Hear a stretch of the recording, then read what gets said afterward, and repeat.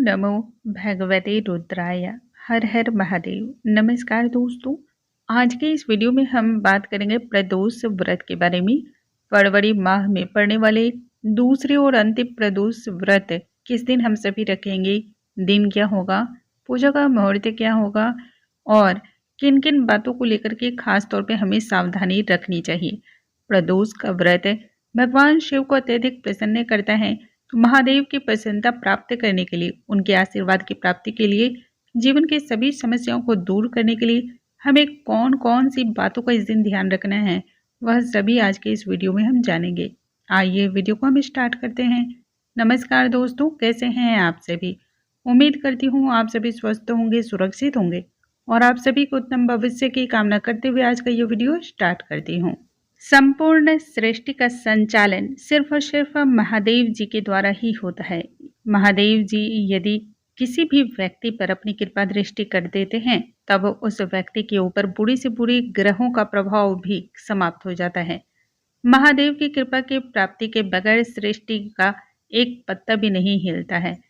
जिस भक्त को महादेव की कृपा की प्राप्ति चाहिए या वह महादेव से किसी न किसी वरदान को प्राप्त करना चाहता है, इच्छित मनोकामना को पूर्ण करना चाहता है, तब प्रदोष का व्रत तो अनिवार्य रूप से करना चाहिए।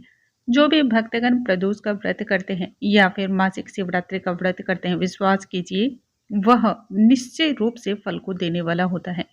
लेकिन पूजा पाठ करते समय मनुष्य को या भक्त को सदैव आस्था पूर्ण रखनी चाहिए। संचय पूर्ण के साथ किया गया कोई भी व्रत या अनुष्ठान अधूरा होता है। आज के इस वीडियो में हम जानेंगे प्रदोष व्रत के बारे में। महादेव जी को प्रसन्न करने वाले इस व्रत की महिमा के बारे में मैं भला क्या कह सकती हूँ। मेरा मुख इसके मामले में तो बहुत ही छोटा सा है। जितनी महिमा गाई जाए उतना ही बहुत कम लगता है। महादेव जी अपने भक्तों पर तो एक लोटे जल से ही प्रसन्न हो जाते हैं।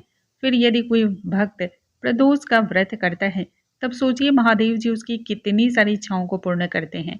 व्यक्ति को कुछ मांगने की जरूरत भी नहीं होती है और उसकी संपूर्ण इच्छाएं पूर्ण हो जाती हैं। हिंदू पंचांग के अनुसार फरवरी माह के दूसरे और सबसे अंतिम प्रदोष व्रत जो पड़ रहे हैं, वह 21 फरवरी को पड़ रहे हैं और दिन बुधवार होगा। बुधवार को होने की वजह से इसे बुध प्रदोष व्रत के नाम से भी जाना जाता है। माघ शुक्ल पक्ष की त्रयोदशी तिथि का आरंभ 21 फरवरी को प्रातः काल 11:27 पर आरंभ होगी। इसका समापन 22 फरवरी को होगा दोपहर में 1:21 पर। हम सभी इस बात से भले भांति अवगत हैं कि हिंदू रीति रिवाज में वैदिक क्रियाओं के अनुसार पूजा पाठ की जाती है। जो पूजा या जो त्योहार हमें सूर्योदय के साथ प्राप्त होता है उसकी मान्यता होती है, परंतु प्रदोष काल की पूजा इस प्रकार से नहीं की जाती है। यदि प्रदोष की पूजा प्रदोष काल में ना की जाए तब वह पूजा व्यर्थ मानी जाती है। महादेव जी को प्रसन्न करने के लिए यदि सुबह आपको सूर्योदय के साथ प्रदोष की पूजा ना भी प्राप्त हो रही हो, तब भी प्रदोष काल में जो व्रत पड़ता हो उस दिन का ही महत्व रखा जाता है। कहने का अर्थ है प्रदोष व्रत जो किया जाता है इसकी पूजा संध्या काल में की जाती है, प्रदोष काल के समय की जाती है। इसलिए यदि दिन में सूर्योदय के साथ भी आपको व्रत ना भी मिलते हों, फिर भी जिस दिन भी आपको संध्या काल में पूजा का मुहूर्त मिलता हो, उस दिन के ही व्रत का अनुष्ठान किया जाता है। इसी के लिए यदि हम देखते हैं तो 21 फरवरी को ही हम सभी यानी कि बुधवार को व्रत रखेंगे, क्योंकि 11:27 पर यह दोपहर में मतलब शुरू हो जाएगी और 22 फरवरी को देखिए दोपहर के 1:21 पर यह समाप्त हो रही है। तो इस दिन जो है संध्या काल का मुहूर्त पूजा के लिए नहीं आपको प्राप्त हो रहा है, इसलिए हम सभी 21 तारीख का ही व्रत धारण करेंगे। अब हम जान लेते हैं प्रदोष व्रत को करने वाले सभी भक्तों को किन किन कार्यों को इस दिन नहीं करनी चाहिए। देखिए, पूजा करने के दौरान कभी भी भगवान शिव को सिंदूर, हल्दी, तुलसी के दल, केतकी या नारियल नहीं चढ़ाना चाहिए। खासकर नारियल का जल नहीं चढ़ाया जाता है। इससे माना जाता है कि भोलेनाथ जो है ना रुष्ट हो जाते हैं। भगवान भोलेनाथ को प्रसन्न करने वाले व्यक्तियों को इस दिन कम से कम जो व्रत ना रख पाते हों, उन्हें कम से कम जो है ना तामसिक जितने भी भोजन उनका त्याग करना चाहिए। मांस, मदिरा, प्याज, लहसुन इत्यादि का सेवन बंद कर देना चाहिए। किसी का अपमान नहीं करना चाहिए, किसी को दुखी नहीं करना चाहिए। प्रदोष का व्रत करने वाले सभी भक्तों को अन्न का त्याग जरूर करना चाहिए। यदि आपसे ना बन पड़े तब आप फलाहार कर सकते हैं। काले, नीले इस प्रकार के वस्त्रों को नहीं पहनना चाहिए। कोशिश करें कि निद्रा का इस दिन त्याग करें। भगवान भोलेनाथ के मंत्रों का स्मरण करें। दिन भर उनके नामों का जाप करें। अब इसके साथ ही हम जानते हैं पूजा की विधियां क्या होंगी। देखिए, भगवान भोलेनाथ की पूजा है तो इसमें अभिषेक का महत्व तो सर्वाधिक होता है। भगवान भोलेनाथ की पूजा में जल का अभिषेक, दूध से अभिषेक, दही, घी, शक्कर, शहद, पंचामृत और इसके साथ ही मनोकामना पूर्ति हेतु अलग अलग प्रकार की चीजों से अभिषेक किया जाता है। जैसे कि लक्ष्मी प्राप्ति के लिए ईख यानी कि गन्ने के रस से अभिषेक कर सकते हैं, या सर्व कामना की सिद्धि आप चाहते हैं तब ऐसे में आंवले के रस से अभिषेक अवश्य करना चाहिए। तो इस प्रकार से अलग अलग चीजों से अभिषेक करने की महत्ता बतलाई गई है।